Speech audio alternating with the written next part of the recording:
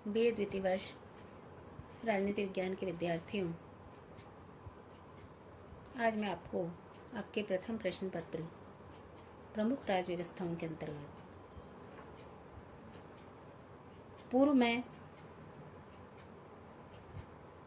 बताए गए महत्वपूर्ण विषय ब्रिटिश संविधान की विकास यात्रा या विकास के बारे में जो हमने प्रारंभिक 4 चरण पढ़े हैं, जिनमें एंग्लो सेक्शन काल, नॉर्मन एंजविन काल, प्लेंटेगेनेट और लैंकास्ट्रियन काल और ट्यूडर काल, ये चारों हम विस्तार में पढ़ चुके हैं।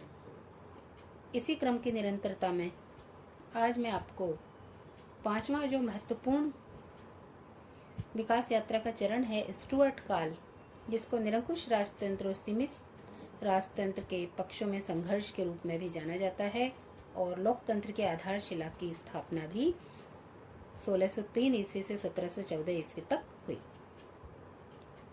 यह वह काल था जब निरंकुश राजतंत्र और सीमित राजतंत्र में संघर्ष हुआ और अंत में लोकतंत्र की आधारशिला की स्थापना हुई, और गणतंत्र की स्थापना भी 1649 ईस्वी में ही संभव हुई।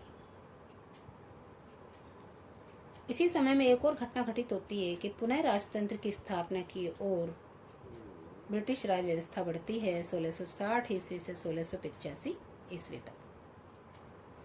1667 ईस्वी में कबाल नामक एक संस्था का उदय होता है, जिसके सदस्य थे एशले,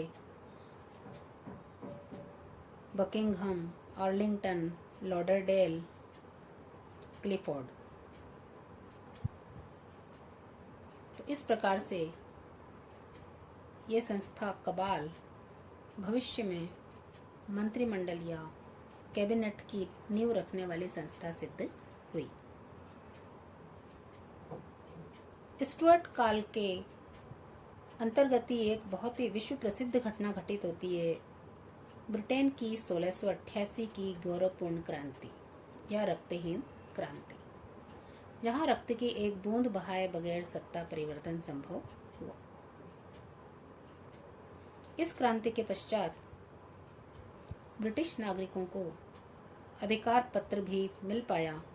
1689 ईस्वी में अधिकार पत्र आधिकारिक रूप में नागरिकों को प्राप्त हुआ।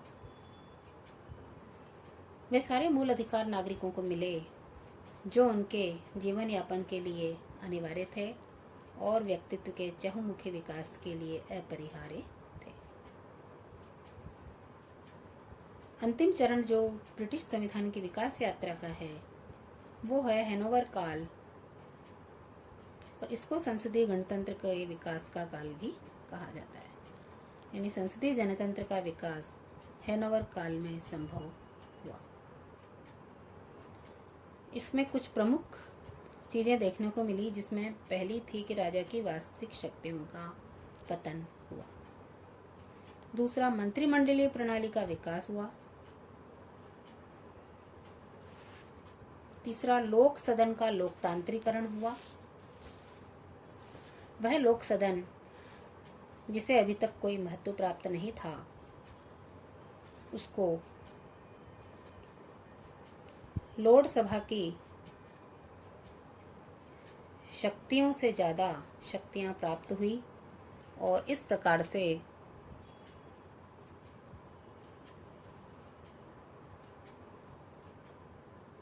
लॉर्ड सभा की शक्तियों के साथ ही लोक सदन को भी महत्व दिया गया। इस प्रकार से ब्रिटिश संविधान लगभग 1400 वर्षों के इतिहास को लिए हुए है, और इसका शनै शनै विकास हुआ है, और विश्व का एकमात्र ऐसा संविधान है जिसने अपना वर्तमान स्वरूप केवल विकास के द्वारा ही प्राप्त किया है। ब्रिटिश संविधान की यही विशेषता इसको विश्व का प्रथम विकसित संविधान बनाती है। आज हमने ब्रिटिश संविधान की विकास यात्रा का विस्तार से वर्णन सुना।